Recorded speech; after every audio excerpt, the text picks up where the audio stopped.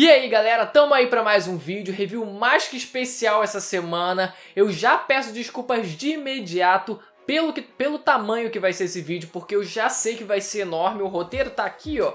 Não sei se vocês vão conseguir ver, ó o reflexozinho ali, ó. Isso aqui tudo é o que eu tenho pra falar. Tem muita coisa pra falar e eu não vou perder tempo. Não tem cosplay essa semana e, aliás, vou deixar os agradecimentos das montagens da semana passada no review da semana que vem, porque senão não vai dar tempo. Vamos direto pro review. Galera, vai valer cada minuto de vocês esse review, por mais longo que vá ser.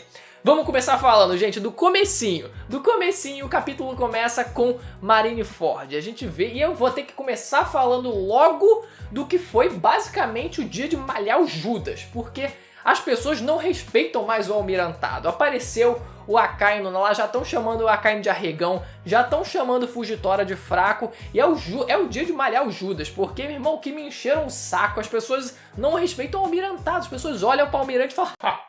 Almirante, que bosta. Quase isso, então eu vou ter aqui que defender os meus homens. Vamos lá. Primeiro, sobre o Akainu. O que eu tenho aqui? Nem tanta coisa. Basicamente, o Akainu já começa dizendo que ele era a favor do sistema Shichibukai. Para ele, o sistema permaneceria ativo. O que faz um certo sentido, primeiro pro personagem, né? Porque o pessoal ficou naquela, pô, mas o Akainu é daqueles que quer que pirata bom é pirata morto, né? Quer que os piratas sejam mortos, só que é aquilo. Ao mesmo tempo que ele quer isso, não tem como ele fazer isso se ele não tiver o poder para isso. Então, para ele, os fins justificam os meios, então tudo bem usar piratas contra outros piratas mais problemáticos. Até porque, se você considerar aí pelo menos o Mihawk, a Hancock e o Kuma são Shichibukai, são piratas até relativamente tranquilos, o que eu falei no vídeo da semana passada. Eles são piratas relativamente pouco problemáticos, então faz sentido manter eles como aliados da marinha. Só que aí não aconteceu dessa forma, né? Os reis fizeram pressão, não tivemos assim uma pressão popular como eu achei que poderia ter, né? A população realmente revoltada com tudo, o que foi mais realmente feito ali foi a presença dos próprios reis, né? A pressão pelos próprios reis, mas tudo bem, aconteceu dessa forma. O Fujitora aproveita para jogar na cara do Akainu, que ele só diz que ele é a favor do sistema Shichibukai porque ele nunca sofreu na mão dos Shichibukais. Tudo bem, pode ser que ele não tenha sofrido, mas não é difícil de se imaginar que ele tenha sofrido na mão de piratas, né? Não é difícil de imaginar que ele também tenha, assim como os 99% dos personagens de One Piece também tenha tido um passado triste e também tenha sofrido na mão de piratas, né? Isso não é difícil de se imaginar e mesmo assim, talvez ele ainda queira, né, os Shichibukais aliados dele. E uma coisa curiosa que esse capítulo mostrou é que o Fujitora ainda permanece focado na instituição, porque eu levantei a possibilidade na semana passada de que o Fujitora, a partir desse momento, a qualquer momento ele poderia simplesmente dizer abraço, não quero mais fazer parte da marinha, meu trabalho já está cumprido, o que eu queria fazer eu já consegui, então tchau pra vocês. Só que ele nesse capítulo se mostrou afinco ali, presente, realmente mostrando interesse em estar contribuindo ali com a instituição, o que me leva a pensar que talvez, se isso for acontecer, demore um pouco mais do que eu esperava, pelo menos até semana passada. E o Fujitora aparece com a cabeça enfaixada. Aí o pessoal já deu motivo pro pessoal falar um monte, olha, tá vendo? Almirante mais fraco, ele é o almirante mais fraco e realmente é foda porque eu defendo o cara com um ex-dente. Eu tento, mas os caras têm que me ajudar, os almirantes têm que me ajudar, né? Eu não posso fazer o trabalho inteiro sozinho, só defendendo o indefensável, mas tudo bem.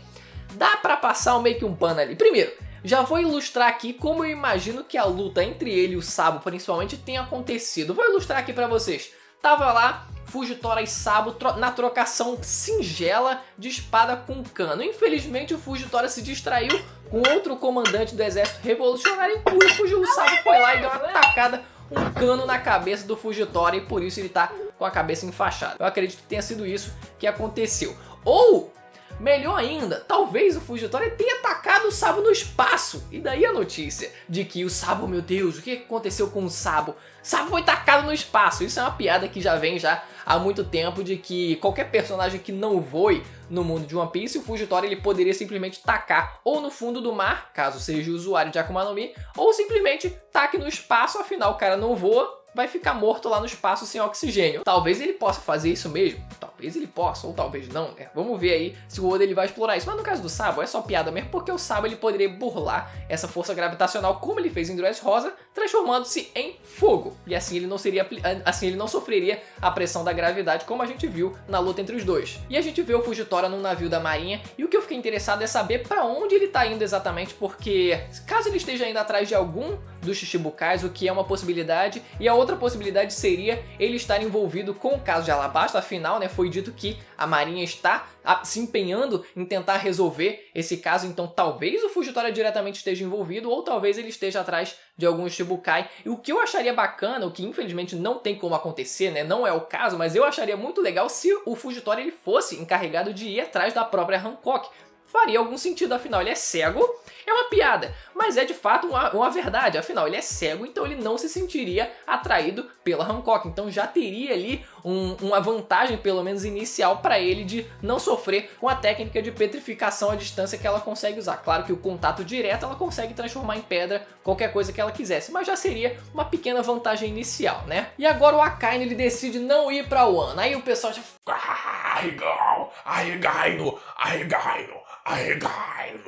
Vamos lá, gente. Desde a semana passada, desde o capítulo passado, a gente já sabia, a gente já tinha a noção e a afirmação de que não ia ter envolvimento da marinha em Wano. A não ser que o Akainu ele mudasse de ideia, como tava lá nos spoilers falsos, né? Na parte dos spoilers falsos, dizendo que o Akainu ia ele mesmo pra Wano, pedindo pra separar um navio pra ele. Porra nenhuma, né? Não foi hoje, não é hoje que isso aconteceu, não foi hoje que isso aconteceu.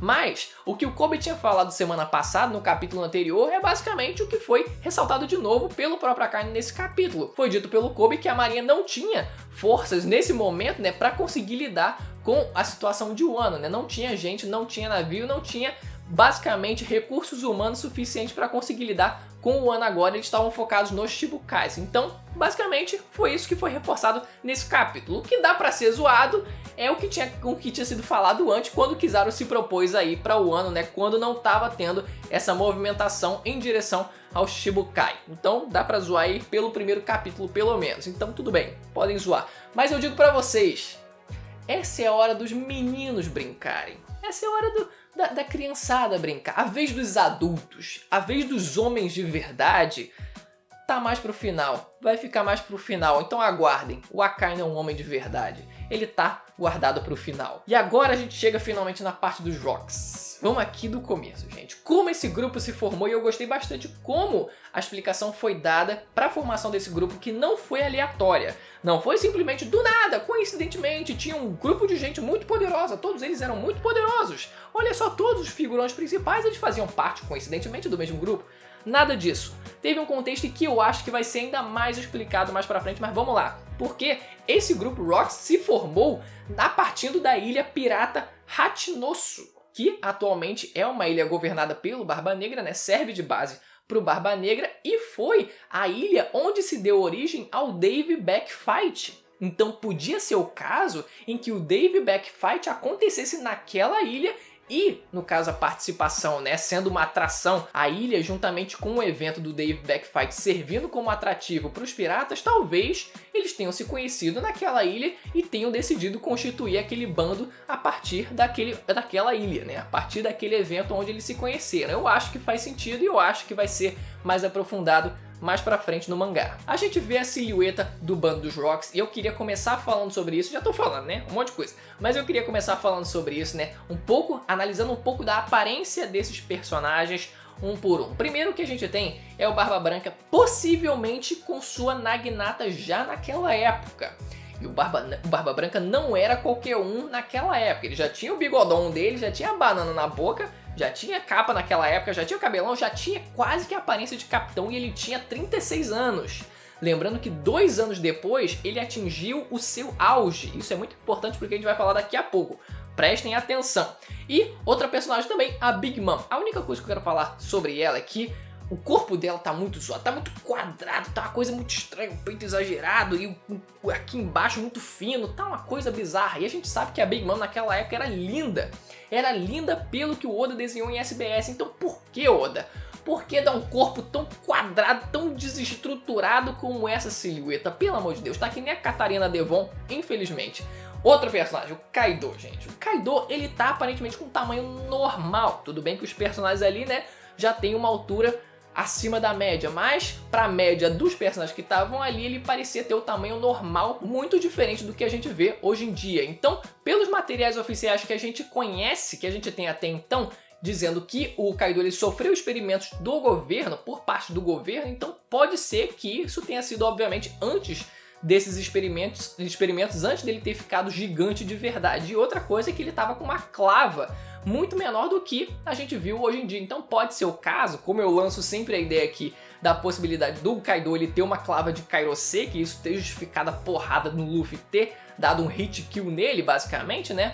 Pode ser que aquela clava que ele tivesse na época não fosse a mesma, né, que ele tem hoje em dia, afinal é muito menor. Então pode ser que seja outra, pode ser que ele tenha tido uma nova de Kairosei em um ano, não sei. E outros piratas que eventualmente fizeram parte do bando, ou seja, não necessariamente todos esses piratas seguintes estavam presentes nesse incidente, mas em algum período de tempo eles fizeram parte também desse bando. Primeiro deles é o Shiki, que foi de fato mencionado nesse capítulo. Muito bom que ele tenha sido mencionado novamente dentro do mangá. Infelizmente não apareceu, ou será que apareceu? Porque a gente vê na silhueta dos Rocks um cara que tem um cabelo muito parecido com o do Shiki. Então pode ser que ele estivesse lá também, mas eu não sei se aquela silhueta do bando no geral serve como prova necessária pra gente afirmar que o Shiki estava presente no incidente, porque da forma como estava sendo narrado, tipo, olha só, esses personagens aqui fizeram parte do bando, esses outros personagens também eventualmente fizeram parte do bando, então talvez fosse uma ilustração das silhuetas,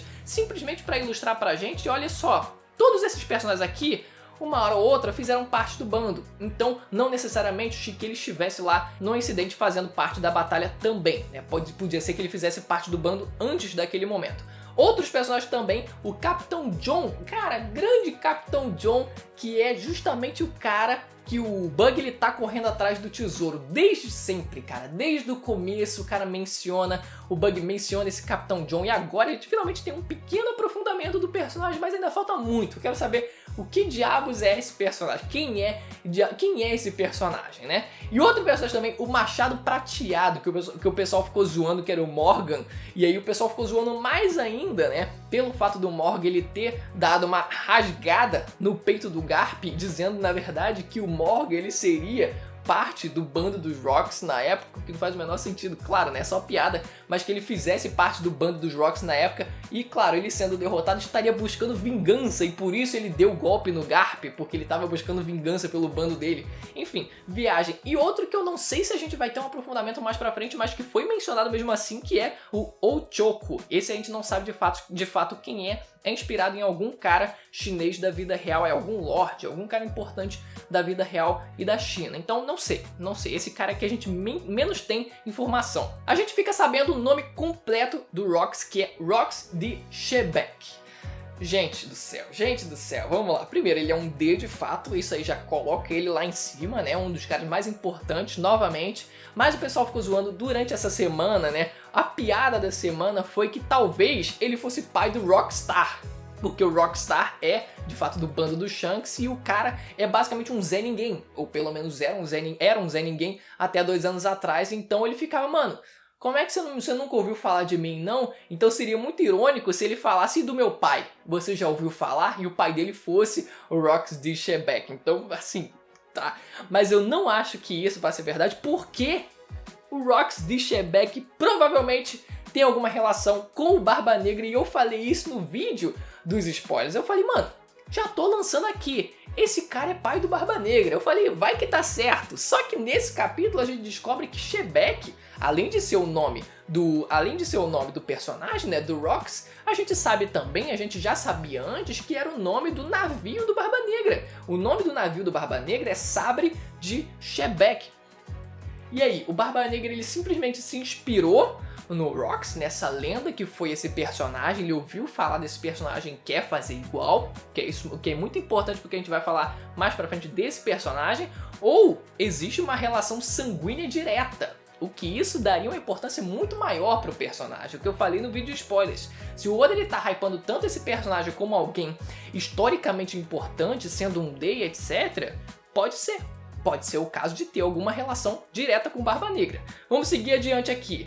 O Rox, é dito que ele queria ser o rei do mundo. Isso é muito importante, porque é a mesma coisa que o Doflamingo queria ser. O Doflamingo, ele queria ser o rei do mundo, ou seja, muito provavelmente se refere ao trono vazio, ao Rox ele querer sentar, ele saber da existência do trono vazio e querer sentar nesse trono, querer dominar o mundo inteiro. Então talvez ele tivesse o mesmo objetivo do Doflamingo, talvez o Barba Negra ele também tenha esse mesmo objetivo. E talvez essa tenha sido a razão pela qual o Roger ele lutou contra esse Rox. Talvez seja por conta dele não querer que o Rox sentasse no trono vazio que ele tentou também impedir o Rox. Talvez tenha sido por isso que ele também se aliou ao Garp nessa basicamente união de rivais, de inimigos em prol de um bem maior, né? Derrotar o Rox. Eu acho que é isso que tá pra acontecer. Eu acho que isso vai ser mais aprofundado lá pra frente no mangá quando a gente ter mais falas sobre o trono vazio. O Sengoku nesse capítulo ele se refere ao Barba Branca jovem. Ele fala não só do Barba Branca, mas também, né,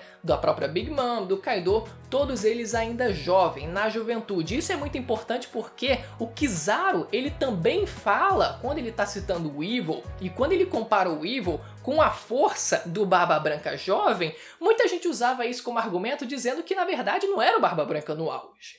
Era o Barba Branca jovem, de tipo moleque, 15, 20 anos, mas é que tá. Nesse capítulo a gente tem o Sengoku também falando do Barba Branca jovem, só que era um Barba Branca de 36 anos. 2 anos de diferença somente do auge dele, que foi aos 38. E aí, meu amigo? Qual vai ser agora a desculpa, né? O Evil, ele teve a força comparada praticamente com a força do Barba Branca no auge, meu amigo. Isso não é pouca coisa, isso não é pouca coisa. Não vem desmerecer o gordo só porque ele é um gordo escroto, porque se ele tivesse um design maneiro, vocês não iam estar duvidando, Vamos combinar aqui, é só porque ele é um gordo escroto, então vamos parar de duvidar da força do cara. Essa batalha aconteceu numa ilha chamada God Valley, o que é muito importante, o fato também de que o Garp ele lutou protegendo os Tenryubitos. E claro, a gente sabe que, até pelo próprio capítulo, que ele é veementemente contra essa proteção dos Tenryubitos. Ele trata os Tenryubitos como se fosse, pô, esses merda aí e tal, caralho, esses caras muito chato e tal. Ele realmente não tem uma boa impressão, não defende de fato eles, e essa foi dita ser a razão maior pela qual ele não quis o título de almirante, para ele não se tornar capacho direto dos Tenryubitos. Isso é muito importante, porque os Tenryubitos eles são referidos como deuses do mundo. E aí a ilha se chamar God Valley faz todo sentido se a gente pensar que talvez essa fosse uma ilha frequentada pelos próprios Tenryubitos. Claro que os Tenryubitos eles vivem lá em Marijou, eles não gostam do contato com o mundo abaixo, né, com o mar azul, porque é muita gente, é tipo assim, é pobreza, sabe? Eles não gostam de ter contato com gente pobre, mas talvez tivesse alguma coisa lá que fizesse os Tenryubitos terem algum interesse naquela ilha. A gente não sabe qual, mas a presença deles era fatídica. Os Tenryubitos eles estavam lá naquela ilha. Por que eles estavam lá naquela ilha? Essa é uma pergunta que a gente tem que fazer, que talvez seja respondida mais pra frente. Mas aquela ilha sendo chamada de God Valley faz todo sentido se a gente pensar que os Tenryubitos eles são referidos como deuses. E agora vamos falar do hype no Garp. O hype do Garp nesse capítulo tá dividindo opiniões, porque tem gente que tá só aumentando o hype do personagem e tem gente que tá tentando jogar o personagem lá embaixo. Eu, como exemplo de pessoa mais imparcial que vocês vão conhecer nessa fandom, vou tentar aqui novamente refletir isso e fazer uma análise crítica sobre isso, sem qualquer opinião e achismo em cima disso, sem nada disso, apenas fatos, apenas isso. Vamos lá, gente.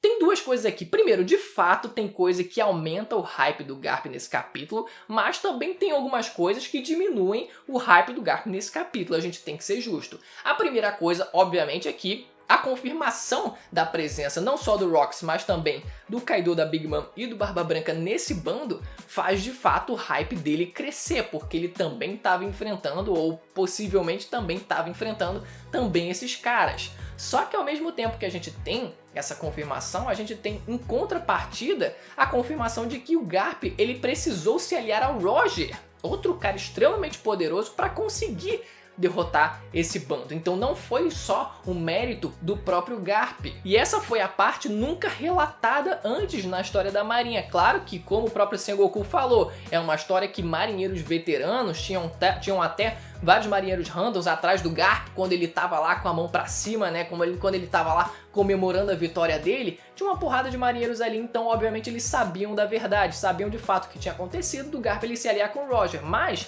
na história da Marinha no geral isso nunca foi relatado, então o título dele de herói, que foi ocasionado, que foi dado a partir desse feito, é uma semi-verdade. É uma semi-verdade, não é uma completa mentira, assim como, por exemplo, a gente gosta de zoar o Garp sendo o Smoker 1.0, né, que levou o crédito de Alabasta por ter derrotado o Crocodile sem nunca ter feito isso, né, até porque o Luffy que fez o trabalho todo, mas nesse caso eles trabalharam em conjunto, não foi nem mais para um nem mais para outro, os dois trabalharam em conjunto. E a gente não sabe também se o bando do Roger em si teve também participação nessa luta, a gente só vê os dois em batalha, a gente não vê mesmo, por exemplo, o Rayleigh. Cara, o Rayleigh, ele não é nem mencionado nesse capítulo. Eu fiquei, como assim? Cara, onde você tá citando todas as lendas absurdas da geração passada, você nem faz questão de citar o Rayleigh, cara. Realmente o maluco só ficou segurando vela, segurando aquela vela, por exemplo, né? Que o Garp e o Roger conversam lá e a vela acende e apaga sozinha. Aquela vela que ele estava segurando enquanto o resto namorava lá. Digo, caia na porrada. E ainda existe a possibilidade de ter havido alguma traição dentro do próprio bando. Como foi dito, os caras eles matavam até mesmo aliados. Além de inimigos, eles também iam contra até mesmo aliados. Então podia ser o caso de haver até mesmo um tipo de motim, algum tipo de traição contra o próprio capitão que ajudou esse bando a ser derrotado. Aí é uma hipótese, Talvez o Rayleigh tivesse envolvido para ajudar, talvez tivesse alguma traição no bando, não sabemos. Realmente ficou um negócio ali meio que também não ficou exatamente exposto pra gente, né? Eu sinto que ainda ficaram algumas dúvidas no ar, mas vamos considerar aqui que até então pelo menos foi só o Garp e o Roger, principalmente contra todo esse resto aí, que vamos considerar.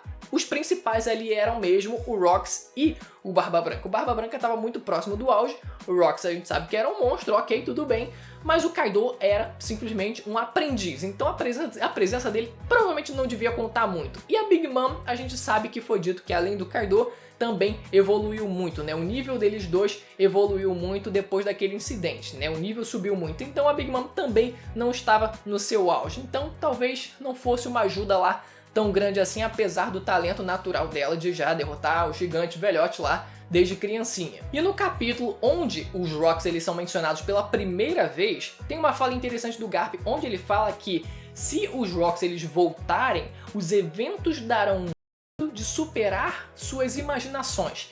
Essa é uma frase que pra mim me pareceu meio ambígua, porque os eventos superarem as imaginações dos personagens pode se referir tanto ao próprio bando do Rox, como por exemplo o bando do Rox sendo mais poderoso ainda do que era antigamente, como pode ser o caso dos eventos contra esse bando se tornarem surpreendentes e inimagináveis. Porque, por exemplo, quem vai imaginar que está se formando ou que se formou uma aliança entre piratas, minks, ninjas e todo mundo tá se estruturando para conseguir derrubar, ou pelo menos o bando do Kaido, né, que era a princípio. Agora vai ter o bando da Big Mom também para eles tentarem conseguir lidar. Mas enfim, essa força tá começando a crescer, tá tentando se unir para conseguir derrotar pelo menos o Kaido, e a gente vai ver aí se vai ter alguma aliança, alguém mais para ajudar a derrotar esses dois. Mas pode ser que o impensável, o inimaginável também seja por parte da própria aliança que vai conseguir derrotar esse bando. Então fica, pra mim, me pareceu meio ambígua essa frase aí. E o Garp ele fala que ele não gosta de falar sobre isso, né? Além do que a gente viu nesse capítulo, eu acredito que tenha mais coisa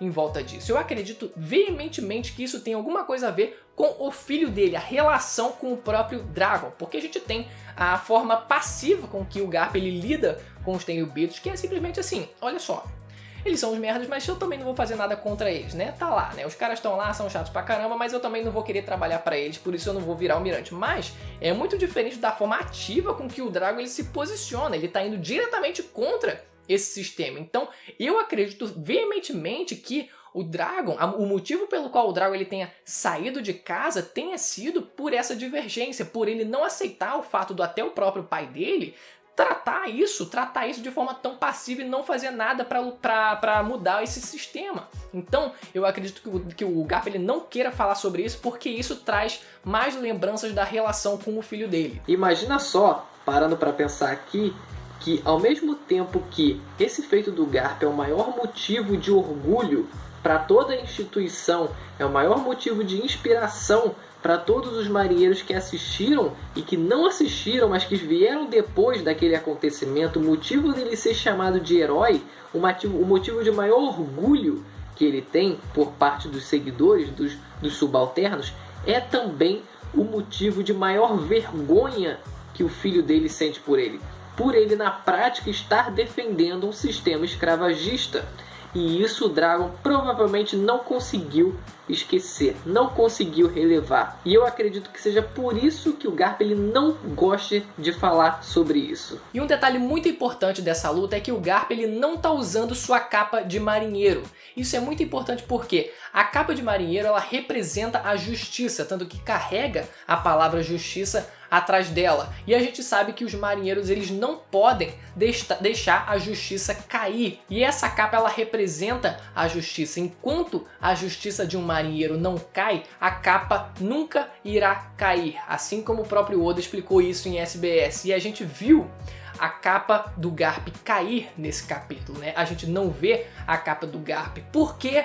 Porque o Garp ele pediu ajuda do Roger, ele se aliou a um pirata, algo que vai contra a sua própria justiça para ele derrotar um inimigo maior. Então isso até mesmo pode ser visto em outro caso dentro do mangá, que é quando o Smoker ele luta contra o Vergo. A gente vê que quando o Smoker ele decide se aliar ao Law para derrotar o Vergo, é a mesma coisa que acontece. A capa do Smoker cai, porque a justiça dele ruiu naquele momento a partir do ponto em que ele decidiu se aliar a um pirata. E a gente vê o resto do final da luta, né? Que é ele sem a sua capa de marinheiro. Olha só como o Oda é detalhista nessas situações. É dito também que a ilha de God Valley sumiu do mapa, ela não existe mais nos mapas e além da própria ilha mesmo, não foi só fisicamente a ilha, mas todo o evento ele foi camuflado, ele foi abafado. Então é aquilo.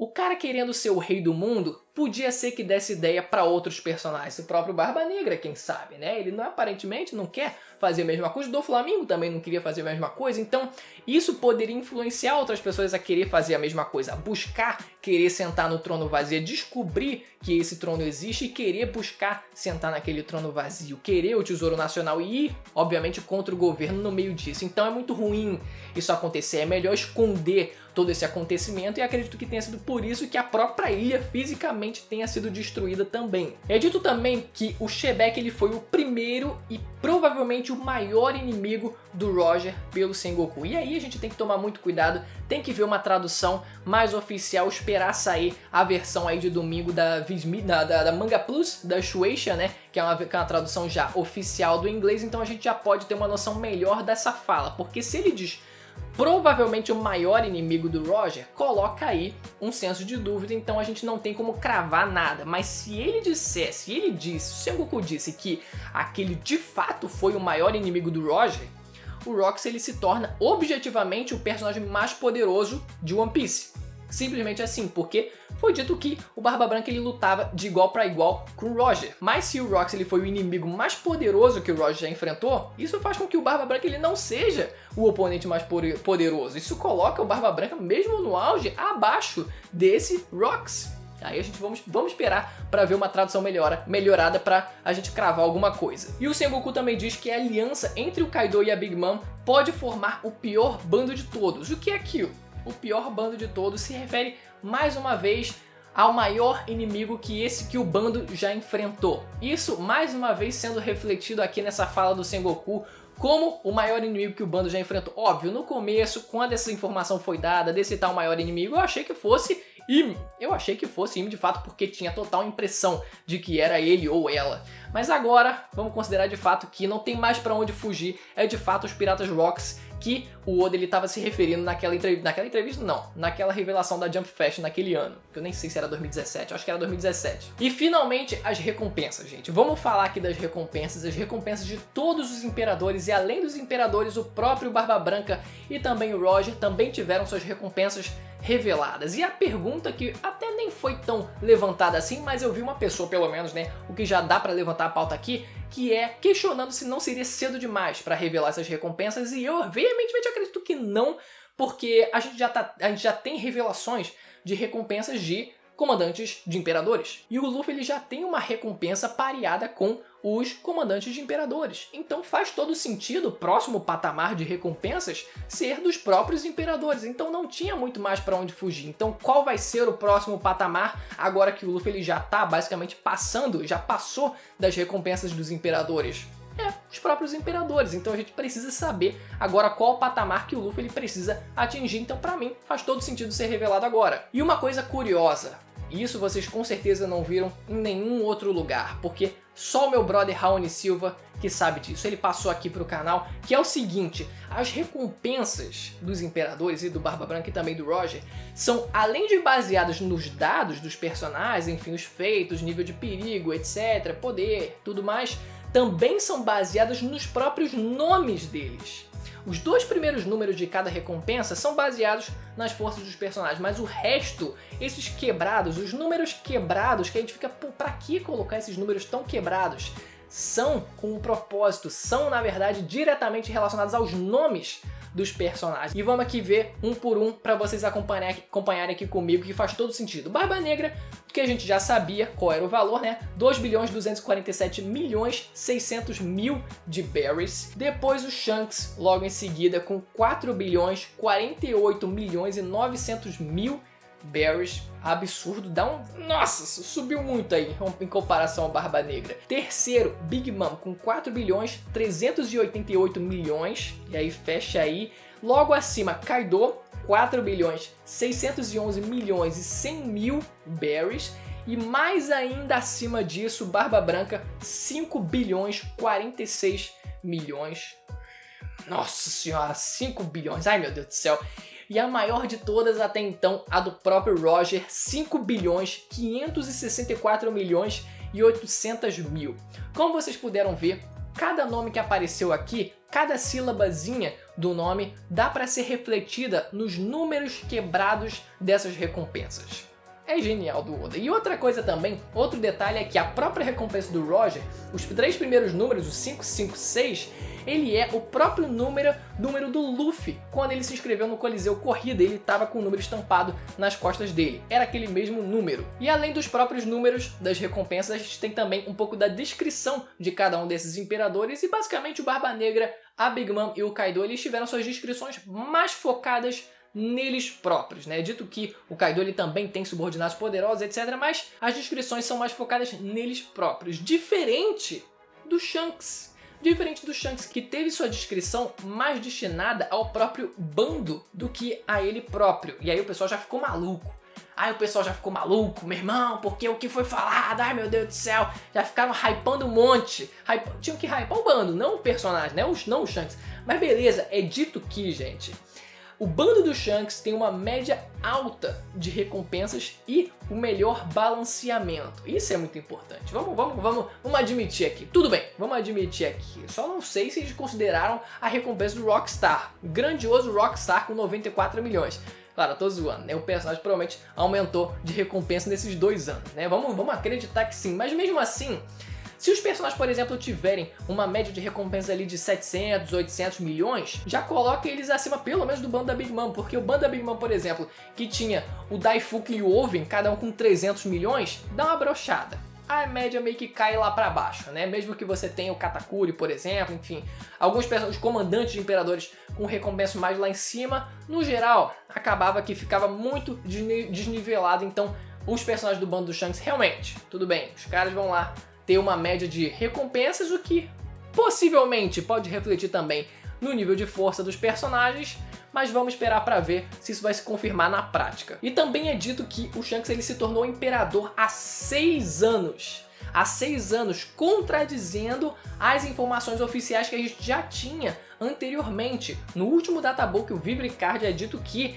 ele já tinha se tornado um imperador antes de perder o seu braço.